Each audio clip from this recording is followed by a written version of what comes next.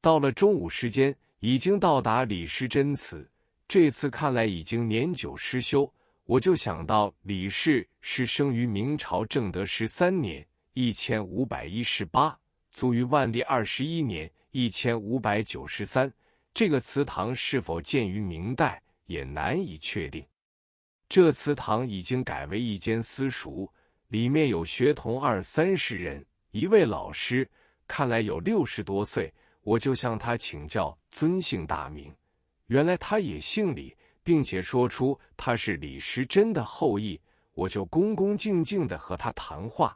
他说李氏后人现在多数在汉口经商，做医生的不多，做药材生意的有几10人。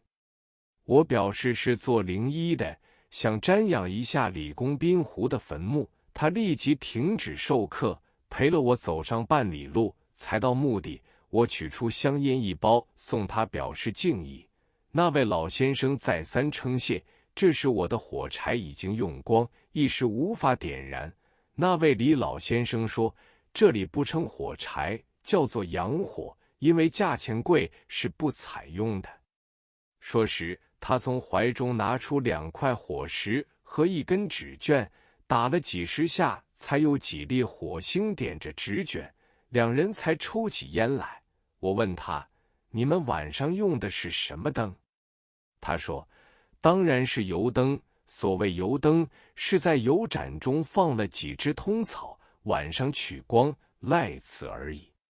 我心里想到，我们在上海用电灯，真是福气。李老先生忽然指着一间大屋子说，这间大屋就是我们祖先著书之处。我们就一同进入去观看一下，里面书架书桌都没有了，只堆了无数农具。我看了一番，思古之念油然而生。接着我就看到了李氏之墓，当场拍了几张照片。这位李老先生坚决要留我们吃饭。我说，我们都备有糕饼干粮，不敢打扰。李老先生听见我们带有干粮，格外高兴，一定要留我们吃饭。不一会儿，2盆蔬菜、几碗饭已端了出来。我也把干粮拿出来放在桌上。老先生看见了糕饼，起劲得很，他只吃糕饼，不再吃饭。他说，这种糕饼只有汉口大地方才有，我已多时没有吃到了。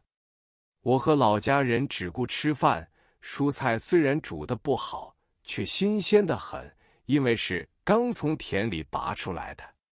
大家吃饭之后，李老先生拿出一部家谱，是手抄本，我立即把它截抄下来。家谱上看到李时珍有4个儿子，长子建忠当过云南永昌府通判，次子建元是黄州府儒学生，3子建方是太医院医士，4子建母是齐州儒学生。还有孙3人，名树宗、树生、树勋。至于以下的后代子孙，我抄之不尽，也只能不抄了。李氏墓碑设得一景，我根据墓碑上字样问李时珍究竟几时做过官，何以碑上写着文林郎？李老先生说，时珍公自己没有做过官，因为长子做文林郎，所以死后他也加封为文林郎。接着我就问齐州药物生产和市场情况，他摇头说，这些情况我一些也不知道。我听后大失所望，不过我能拍到这几张照片，总算不虚此行。